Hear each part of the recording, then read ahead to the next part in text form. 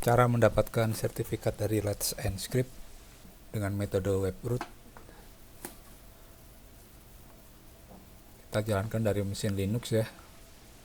Prasyaratnya adalah mesin Linux ini harus terinstall Apache dan jalan.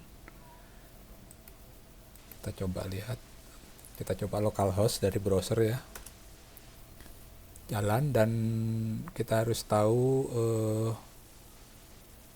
lokal webrootnya ya, foldernya. Kebetulan ini ya kalau di saya. Sekarang kita jalankan dari certboot. Komandnya adalah seperti ini.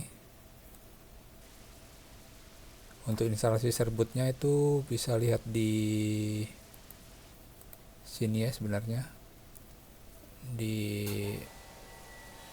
Copilot atau ChatGPT cara-caranya untuk instalasi certboot biasanya sudah ada ya. Ini di sini juga sudah ada caranya untuk request sertifikatnya. Oke, langsung kita jalankan. Kebetulan domain juga kita harus sudah punya ya. Domainnya kebetulan saya menggunakan ini. Ini adalah gratisan domain ini.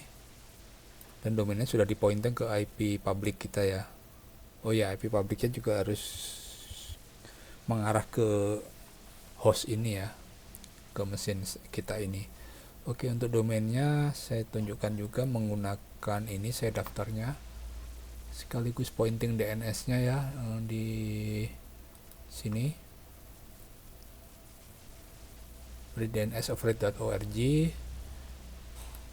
gratis ya, daftar bisa pakai Gmail.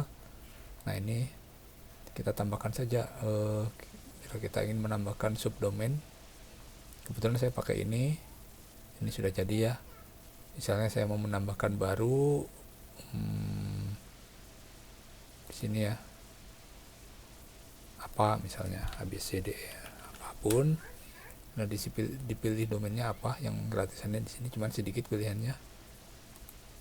Terus IP address kita harus hafal, kita masukkan di sini ya, IP address dari ISP ya.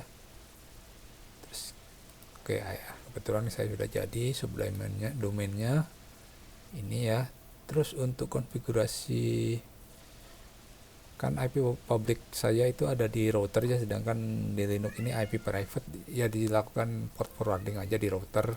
Kebetulan seperti ini saya routernya ya. Kita menunya beda-beda ya. Kalau router itu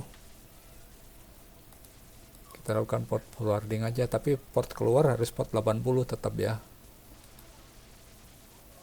Misalnya kalau di saya ini seperti ini, jadi saya itu yang port luar eksternal ini 80 tetap ya.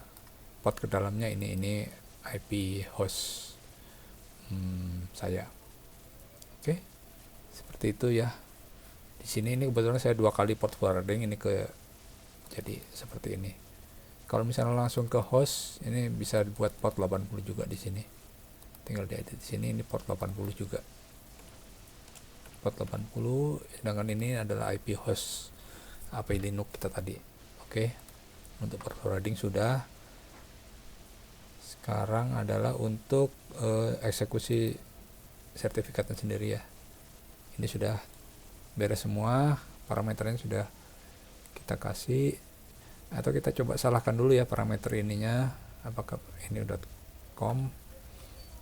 Salah satu parameter kita salahkan dulu ya. Ini misalnya webrootnya seperti ini, apakah bisa? Kita coba.